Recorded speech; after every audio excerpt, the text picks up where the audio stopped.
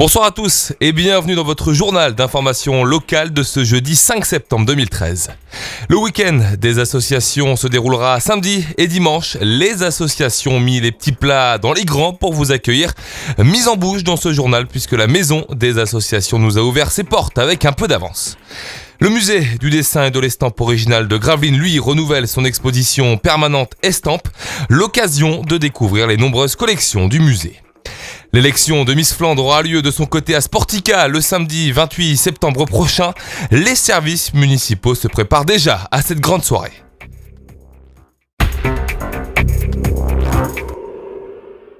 « 245, c'est le nombre d'associations inscrites à la Maison des associations et du citoyen de Gravelines. Créée en 2004, la structure accueille les bénévoles pour leur proposer différentes aides.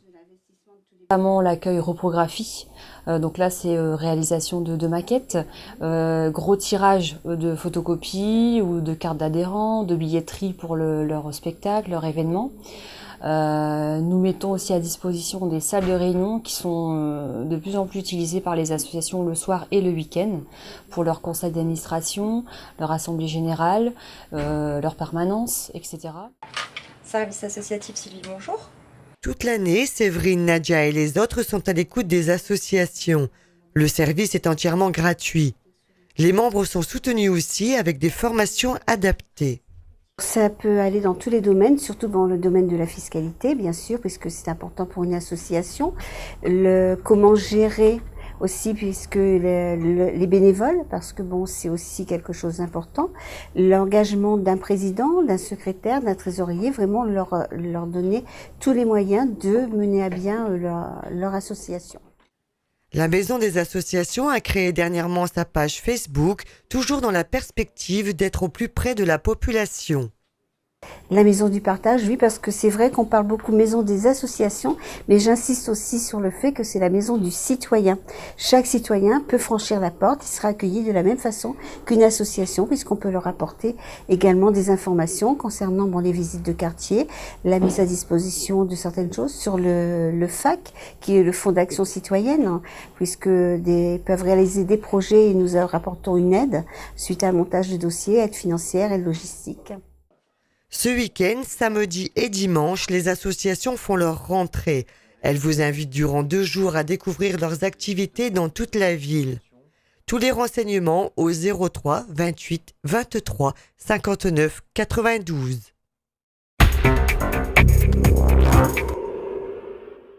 « 15 000 œuvres, c'est la collection dont dispose le musée du dessin de l'estampe originale de Gravelines. Une collection que le musée dévoile au compte-gouttes, notamment à travers son exposition permanente Estampes, renouvelée une fois par an. Ce sont pratiquement 200 œuvres qui sont remplacées, renouvelées par d'autres sur les différentes sections de cette exposition. Donc ça ne se fait pas en un jour, donc il y aura un premier volet montré pour les Journées du patrimoine, à partir du 15 septembre, et puis ça sera totalement terminé pour le 19 octobre, date d'un nouveau vernissage. Cette exposition didactique revient sur les différentes techniques de l'estampe pour comprendre les procédés et les apprécier à travers un panel d'artistes, mais aussi d'œuvres majeures. Là, on a la première section qui a été faite, c'est la gravure sur bois. Mais il y a un artiste qui s'appelle Frank Kupka qui a fait un livre en gravure sur bois qui est vraiment majeur, non seulement dans l'œuvre de Kupka lui-même, mais aussi dans l'histoire de l'art, puisque c'est un des artistes qui est à l'origine du développement de l'abstraction. Et donc on voit là dans ce livre 15 planches, on en montre 8, mais comment il s'est libéré au fur et à mesure de son travail, de la figure, et comment il s'est intéressé davantage aux formes, à leur mise en place, et il y a aussi quelque chose de musical dans ce qu'il fait, un petit peu comme Kandinsky d'ailleurs, qui était exactement sur la même période comme ça. Ce nouvel accrochage, c'est aussi une occasion unique de découvrir quelques acquisitions d'un collectionneur qui a fait une donation au musée de 1300 œuvres.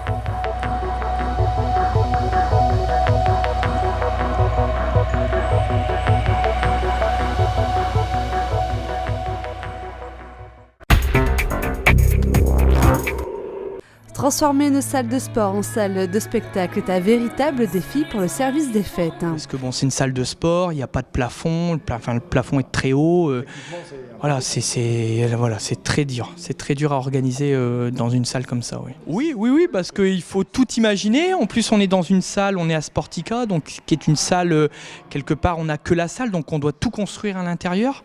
Donc effectivement, on n'est pas sur la même technique, on n'est pas sur la même grandeur de salle, donc il faut tout construire, oui, effectivement. Entre 1000 et 1500 personnes sont attendues le 28 septembre au soir. L'agencement de la pièce est déjà pensé pour que le public et les candidates oublient qu'ils se trouvent dans une salle omnisport. Les gens, on va essayer de les mettre... ça sera un peu la même chose qu'ici. Ils seront assis, etc. Donc il y aura un gradin dans le fond. Enfin, voilà, on garde un petit peu de surprise, mais ça sera sympa. Ce sera une belle soirée. Une surprise dans la disposition, mais pas dans la programmation. Durant la soirée de gala, un intermède musical vous sera proposé par le groupe Asturia.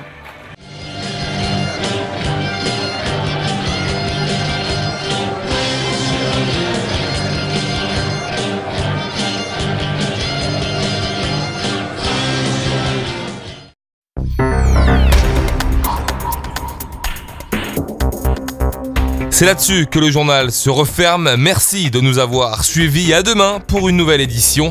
Bonne soirée à tous.